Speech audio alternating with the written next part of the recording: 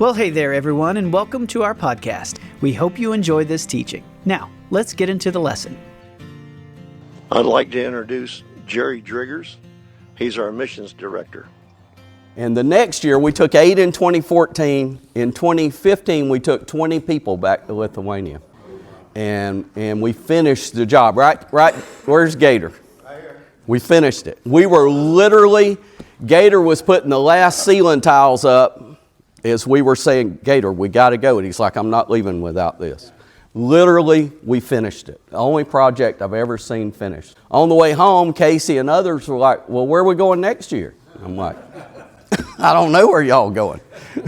But so anyway, I started looking and we found a project in Montana. And we went and put the roof on a church in Browning, Montana on a Indian reservation. And that was a great trip. Brother Darrell and Sister Marcia went and cooked, and it was a great trip. And that same summer, I went to Cuba with Evangel Temple.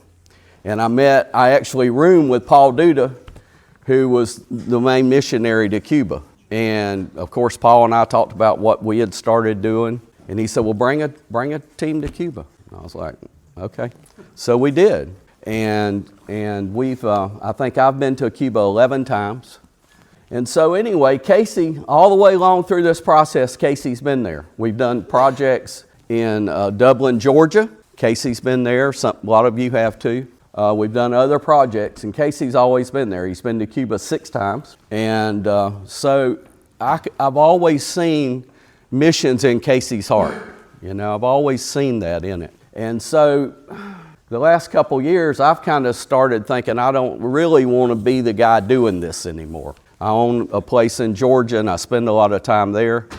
And at times it has seemed more like a burden to me to put it together and do it than the excitement it used to be. So Casey and I have talked, Mike Roomer and I have talked, and I think Mike will work with us too. He's got a challenge at his job right now. But anyway, so I talked to Casey and Pastor Tom about Casey taking over a mega mission team.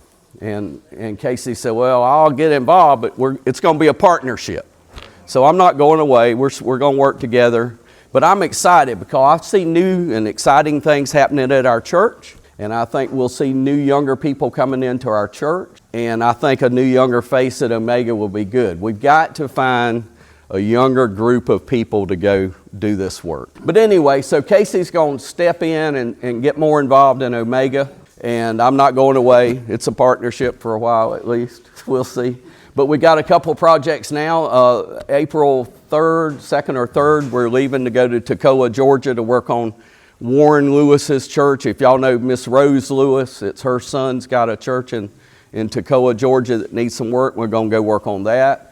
And we've got a new project that Pastor Tom and Casey and I went and looked at in Wesley Chapel, Florida that needs some work. So we're going to start looking at some new stuff around within a reasonable driving distance for a while. And then we'll get back to international trips at some point. All right, Casey.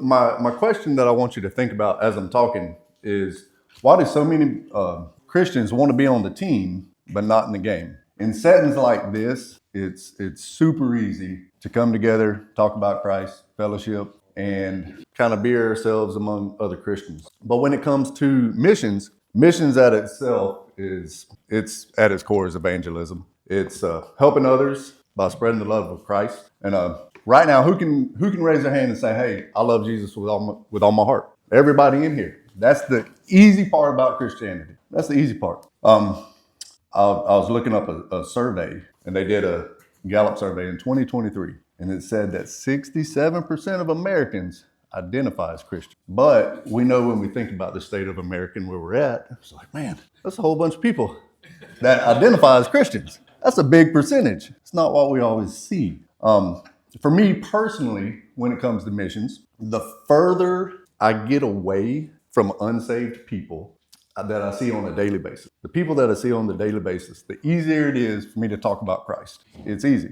It's easy when I'm in a group of people that really don't know me. Now, the closer I get, the harder it gets. And so it brought me to the question is, why do we struggle? Why do we struggle with that? And going back to sports, If any of y'all watch football, you'll have a receiver outside. Commentators, they're talking about, oh man, they're playing zone coverage. Why are they playing zone coverage? And they'll always come back to the point of they don't want the defense to get exposed. And I think a lot of times as Christians, the reason we don't go out and talk about Christ more is because we're worried about getting exposed.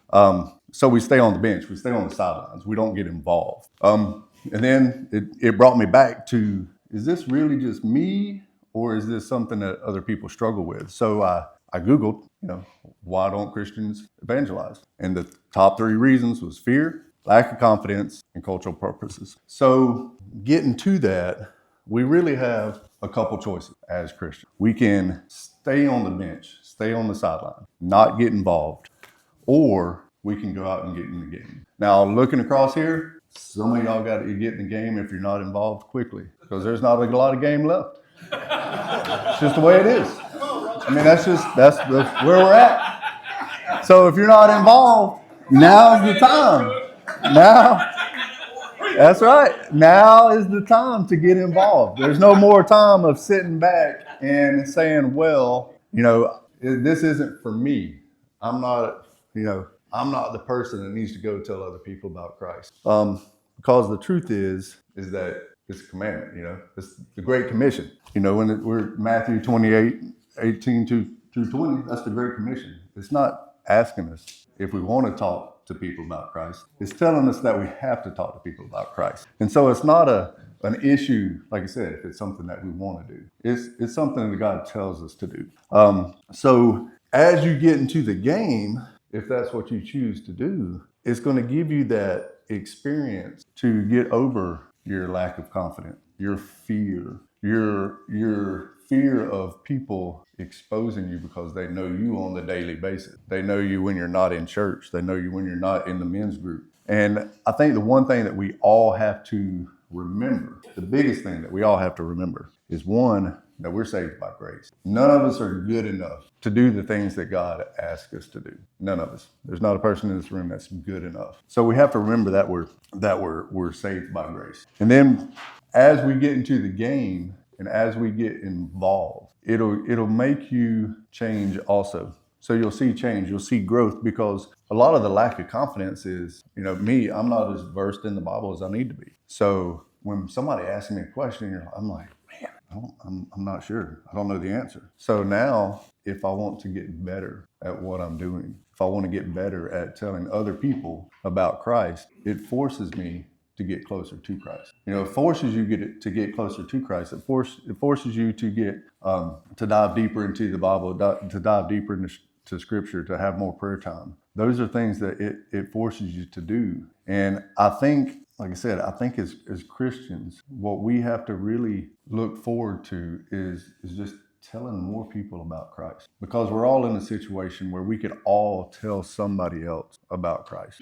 And we have to get over the fear and the lack of confidence. We have to get over those issues so we can go out and tell the person next to us that we see every day, the person that we talk to every day, that we never talk to about Christ. We might talk to them about politics, we might talk to them about the economy, we might talk to them about everything else, but you never talk to them about Christ. And a lot of times it's because we don't have that comfort. And the only way to get that comfort is to step out into faith and to slowly start doing that. And I'm sure some of y'all do it, and some of y'all might not have any problem doing it.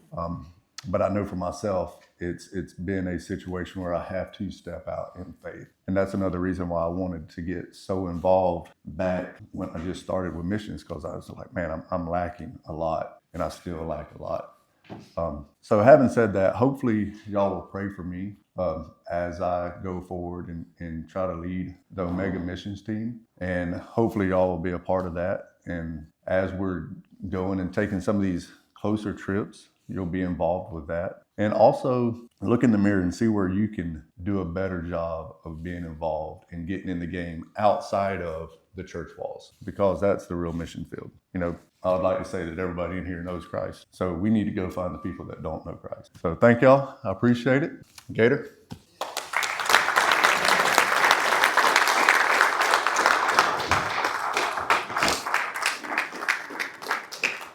So these guys had labored for quite a few years building those cabins over there. And if I remember right, there was 10 of them. It was 10 cabins, and they were 2-story log cabins. And over time, they kept going back year after year and working on these things on each trip. And it got down to the point where, like Jerry had said earlier, the one trip they went and they come close to finishing, but they didn't quite get them finished. So we went back again, and that's the trip I went on with them. And we had all the jobs of setting the doors, which is my specialty. So I set all the doors in all the cabins, and Casey was doing all the trim in them and stuff, and everybody was just, working away. And I think it was, I had Cody with me, my grandson, and I forget what the difficulty was, but we were having a few difficulties on the trip and getting material and stuff going. And people were starting to get a little bit flustered. Everybody's wanting to go 90 mile an hour, but we couldn't. And there was a little bit of grumbling and stuff going on. And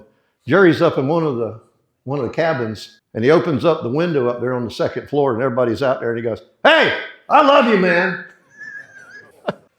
So that's been our thing from every trip from now on. We always tell everybody, "Scott, I love you, man. I love you, man. No matter what we're doing, I love you." And you know what? That changed the whole tempo of the whole trip. It should be all right. But I learned a lot in that trip. We worked really hard, but we all come together as a team. When we go on these trips, we know what we're going to be doing. It's not, hard work is not foreign to us. Doing a good job's not foreign to us. We all know how to get her done, but it's the team that you pull together as you fellowship with one another, as you start sharing with one, as you start knowing one another.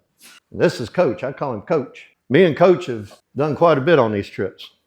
And the one we did out in Montana, we were working away putting that metal roof on, and I don't know what you guys know about Montana, but she's very, very breezy. Matter of fact, it gets so windy there that they put baffles alongside of the railroad tracks in between the mountains. So the wind comes through there, it doesn't blow the train off the track. It still does happen, even with all that there. And we got hit with one of those storms, and me and him, I was a little bit younger back then, and me and him were ready to get her done on the roof, and we didn't have that much more to go.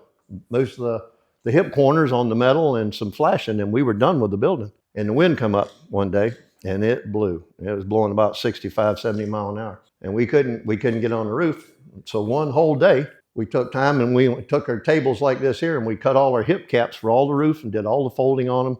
Got everything prepped so that we could get up and do it. So the next day, we're still waiting. And we waited, and we waited, and we waited, and it kept blowing. And it finally calmed down a little bit. So Casey said, "What do you think?" I says, "Yeah, we'll give it a shot." So we took her stuff, took her flashing. Casey hopped up on the roof, and I shoved him up a piece of flashing about 12 feet long, and the wind come up and wrapped it right around Casey. He looked at me, and I looked at him and said, "I think we better wait a little bit." It's a good trip. I don't care where you go. And God uses you all the way through the trip, the journey. That's what we call it now. We don't call it a trip, we call it the journey. Because all along this journey, you never know what's going to happen. We've had people come up to us in the airport and all this wearing our shirts and stuff, We had a lady and her daughter that were looking for a place to live. They were going someplace, and they needed a place to live. And they asked us to pray for them. That whenever they got there, God would show them favor where they could find their place and be the right place, and also provide them with a church. You never know, fellas, what you're going to do on the journey. We got run into the Lithuanian soldiers that were coming over here to Tampa to train from Lithuania and then go back. Somehow, we ended up with them on the plane twice. We got to know them coming over and going back. And we were in what airport was that? It was one of them. It was one of our layovers. The plane broke down. We had a layover there, and the plane had broke down, and we wasn't flying out. So the airlines had made arrangements for everybody to be put up in a hotel that night. And there was a bunch of us. I don't know, a couple hundred people. And I don't know whether y'all know it, but Europeans are a little bit rude.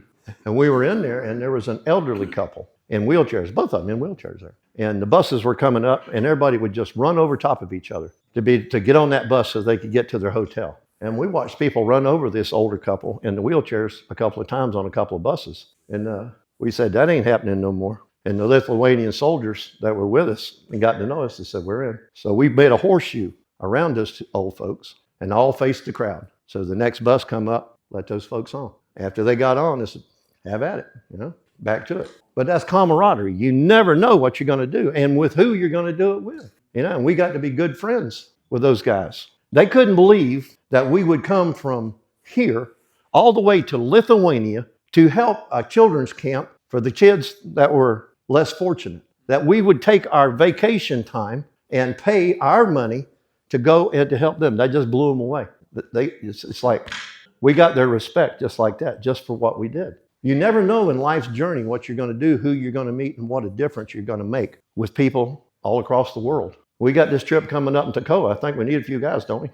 Any of you guys want to make a short trip? We're going to be gone Thursday, Friday, Saturday, and Sunday. We're going to go up there. We're going to tear down 2 decks, and we're going to replace 2 decks. I'd love to have a fellowship with some of you guys to go with us. It's not a long trip. It's not an expensive trip. It's going to be a good trip. So I encourage you guys, if you haven't ever been and you want to do something, get in on the trip, man. He got me one time. Jerry did. Come up to me and says, how would you like to go to Dublin? I go, wow, man, I've never been to Ireland. He goes, no. Dublin, Georgia. I said, whatever, bro. I'm in. You never know what you're going to be doing, guys. It's always a great trip. It's always a great time. It's always great fellowship. And you get to know your brother. Day trip. If you don't want to spend any time away from, you'd be back every night. And if you want to get in on the Wesley. When is it, Jerry? We don't have to. Okay. Coach will keep us informed on what's happening with that. But if you want to do just a day trip thing, there you go. You want to do a little something for somebody else and a lot for the Lord, get on the day trip. I encourage each and every one of you to get involved. Like Coach said, sometimes we get lazy in our Christian walk. And it's funny, Coach brought up that, I've been thinking about this all week, how sometimes we can just get lax in our daily routines. Now, Casey mentioned the people that we meet, every day. I'm a construction manager. I see dozens of people on different jobs every day. But the most important thing is I should be promoting Christ. And I do. People look at me, they know what I do, who I am and everything. They know that used to be when I was on the job site, I had my trailer door. I told them, anytime at lunchtime, if you want to talk, trailer door's open. And I've had more than one guy come in and be able to talk. We all can't get so relaxed and depend on our fire insurance to carry us on to the end. We have to get involved in the stuff. We have to make a difference. Number one, we were commanded to. You heard that from Casey earlier. Plus, it's good for you, too. It does. It's really good for you. Good medicine. So even myself, my big mouth, I still have to get out there and try to make a difference with everybody else. Can everybody relate to that? Amen? All right, I love you guys, and you all know that. Ain't everybody get up at 5 o'clock in the morning, come down here and cook for y'all. Now, I've told you guys this time and time again. Y'all are the backbone of this church. You're the backbone of your families. You're the spiritual leaders. The stronger we are, the bigger impact that we can make on our community, our families, and our church. Amen? All right, I'm going to let you get out of here.